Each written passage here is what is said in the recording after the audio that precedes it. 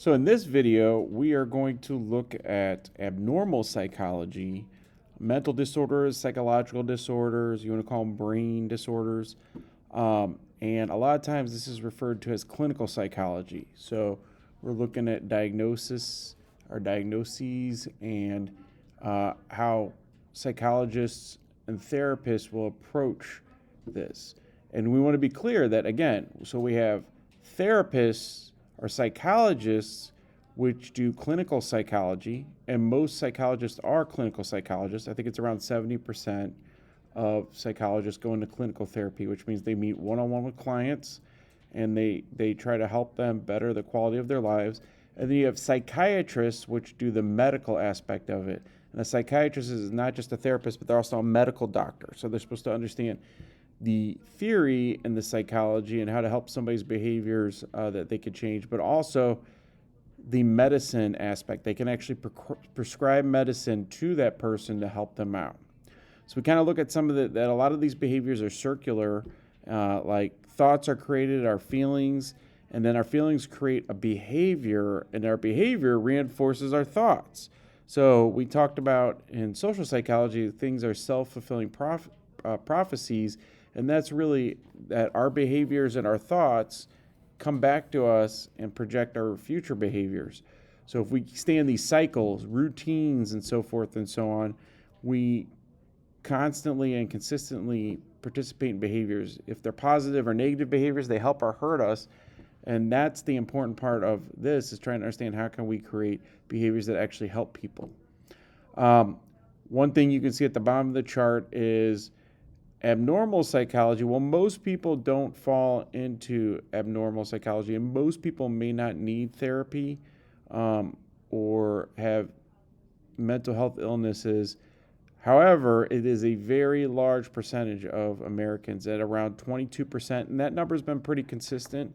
It has seemed to be growing, especially after the pandemic, but around 22%, over 1 out of 5, or almost 1 out of 4, honestly, Americans have mental health issues and need supports. And again, those supports are very different depending on the person. Some people need medication. They might have bipolar or schizophrenia or types of behavior that are so extreme that it might need there's some kind of chemical imbalance in the brain that needs to be brought back to attainable levels. Or they might just need therapy. And also, you might not have a mental health illness or fall into abnormal psychology, but many people, just in the other 78% of Americans, might go to therapists or for help because something's going on. Maybe they just lost a parent or a family member or a wife or a husband or a child, and they might need therapy or supports to get through very trying and hard times in our life. And that's really important. And most nations, and America's kind of the exception, most wealthy countries, mental health supports are actually free. But we do have some free supports, but we do not have socialized or mental health care. So that can cause some challenges. People with mental health issues, they can't afford to get supports, they might not go. And luckily that we're going to find out the stigma is kind of decreasing though. All right, so let's get going. Let's look at the theories on how to approach this. So we're going to start out with the beginning, and the beginning is, as we've talked about in the past, why do people have abnormal psychological issues? And that's a good question to start with too. So let's start there. I guess my first question really is what makes something a psychological disorder? Well, it's not really a psychological disorder or really qualified under abnormal or brain disorders unless it affects the quality of the person's life and affects the quality of others' lives. So their family, their friends, so forth. So I'll give you an example. An idiosyncrasy is something that's kind of unique, or an idiosyncrasy is something that's kind of unique or something strange we might do that people think is weird to us. Idiosyncrasies, however, are not mental disorders. So I'll give you an example. I have an idiosyncrasy where I like to turn the radio up on even numbers. So my car radio is a 4, or the volume's a 15, or will not be a 15, it'll be a 16 or a 24. It's always on even numbers. Now, that's kind of weird. Other people might do this, and our brain does this through what's called the magical part of the brain, But what I want you to understand is that that's just an idiosyncrasy. That's not actually a mental disorder. A mental disorder would be affecting others. Now, me turning up the radio or not to even numbers doesn't really affect other people. So therefore, it's not a mental disorder, okay? So we all have these idiosyncrasies. I like to brush my teeth in the shower. I take my toothbrush out of the shower when I'm done and put it up. But I like it for some reason because I feel like it makes less of a mess. That's strange. That's an idiosyncrasy. However, that's not a mental disorder. Now, if am I brushing my teeth all the time? Like I have a fear that there's a lot of bacteria in my mouth, and I brush my teeth 50 times a day to the point where it actually cuts into my gums or hurts my teeth because I feel like there's just germs. There's always germs in my mouth.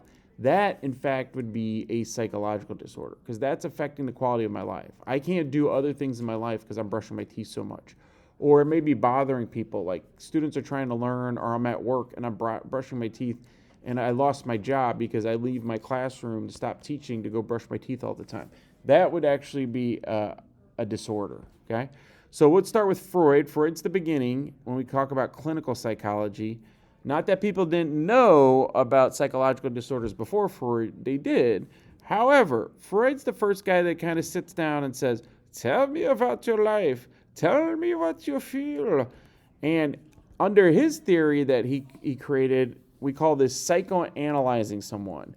So he is the father of psychoanalysis. Also psychodynamics is another approach that comes from Freudian thought. And he thinks that the main thing is, he believes, and we talked about in this past, is that negative early childhood experiences really cause problems. They create your personality as a person, as an adult, and that's really who shapes who we are in the future as of today. Now, we've talked about this with Freud. There are several issues with Freud himself.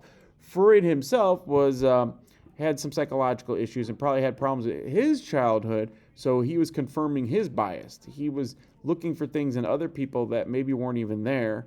2, he was really working with very sick people that had very extreme behaviors and mental thought issues that were in sane asylums or sanitariums is what they used to call them back in the day. So what would happen is back in the day, if you had a mental health issue, and we're talking the late 1800s, you were probably very seriously ill. Otherwise, you were told to deal with it, right?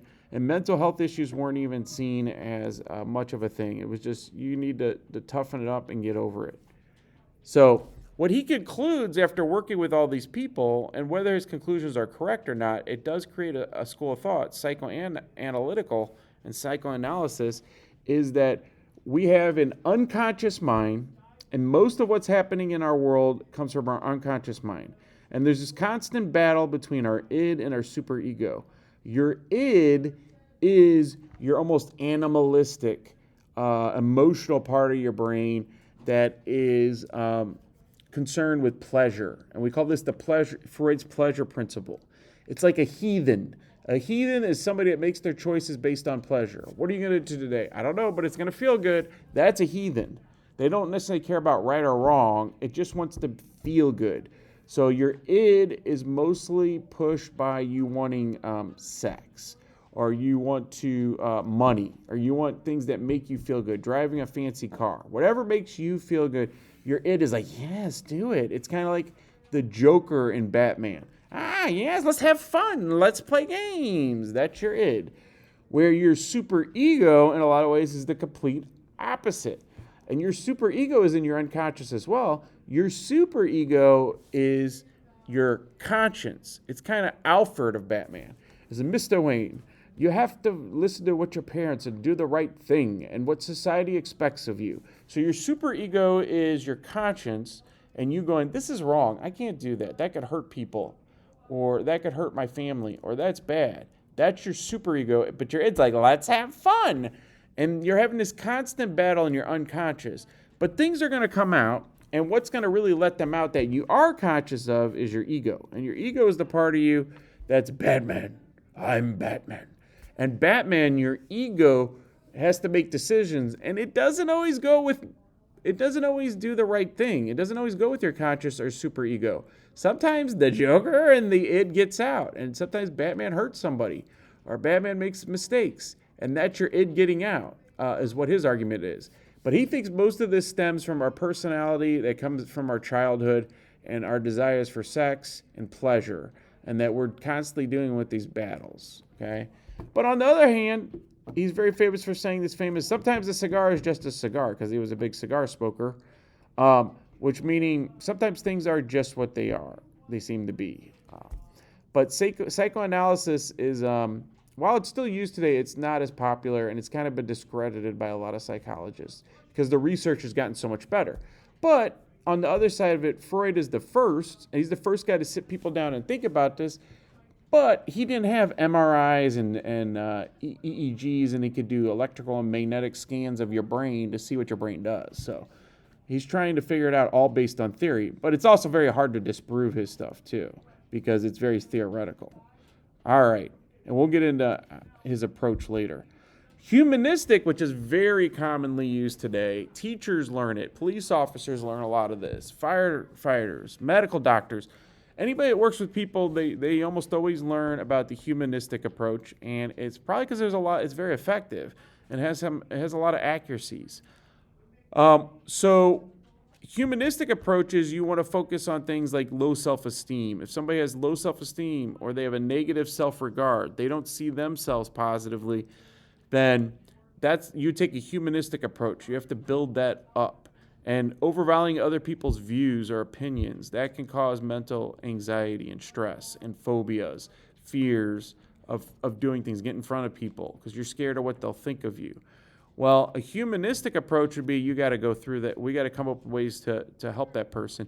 So we'll get much more into humanism and humanistic approach in psychology, where they're going to argue, look, if you don't have the first level tier of Abraham Maslow, which is, if you guys remember, is physiological needs aren't met, if you're not getting enough water and enough sleep, then you probably are going to have a lot of anxiety. And we've talked about that. Even not getting enough sleep can cause bipolar disorder and have some real serious consequences. Well, people are snapping, they're flipping out, they're arguing, they're confrontational, and they might just not get enough sleep. And that can be caused by other reasons too. All right. Now, the next approach is cognitive psychology, and a cognitive psychology approach says the brain and the person's behavior is maladaptive. Maladaptive just means you can't adjust to the situations, and the thought process is not adjusting. And this could be your thinking itself is maladaptive, meaning your brain can't read clearly, so that you might need a cognitive approach. We have to figure out what's going on with the brain itself. Or it could be the person themselves cannot adapt to the situation. So you have to focus on how to adapt and adjust to situations like the classroom. So if you have somebody with a phobia, like agoraphobia, which is a big open spaces with lots of people, schools and college could be hard because some colleges you might have 400 kids in your class. Well, that could cause a lot of anxiety for somebody that is maladaptive. They can't adjust to that situation. And the therapist would work on the cognitive. How can we teach the brain and kind of train you to help adapt to that situation? Followed by behavioral psychology. And behavioral psychology is the reinforcement of depressive behaviors. So behavioral psychology is if the behavior is negative, or if you're depressed, or you're unhappy, what is reinforcing that? Let's look at the exterior, the physical things that you could change. So some of the things you might be able to change in the behavior of the exterior would be getting enough sleep. Is that causing depression? What is causing the anxiety? Well, if you're a student and you have a lot of anxiety, tests. Kids will say, oh, tests are causing me anxiety. Well, we would look at that behavior. Why do tests cause anxiety? Well, and then also on the other side of it, how can we make tests not a thing that causes anxiety? First of all, I hate to say it, but you might need to take more tests. If you take tests all the time, you get used to it, it becomes more regiment. It's not really this thing that's so scary or bad. Do you understand why we take tests? We take tests to just evaluate and to try to quantify and understand what you know about something. That's it. But what's reinforcing negative behaviors? Like, for example, I've heard kids are like, I hate homework. Well, why? Why do you hate homework? Well, have you ever heard teachers say, oh, homework's bad? Homework's not bad. Homework's just practice. But that mindset and the reinforcement that homework's bad can cause that behavior, okay? So if everything's based on treats and punishment, that's behaviorism and behavioral approach. If your dad throws you in the pool to learn how to swim, that could cause a trauma. That could be behavioral, if that makes any sense. Because you're scared. You start drowning if somebody throws you in a pool and you don't know how to swim, and then your dad saves you and he's like, look, learn how to swim. And that was a way people used to teach people how to swim, and it caused a lot of trauma and anxiety around swimming. That's actually the exact opposite of what you want to do. If you want a kid to learn how to swim, you put them in the pool and you make it fun. You make it a game.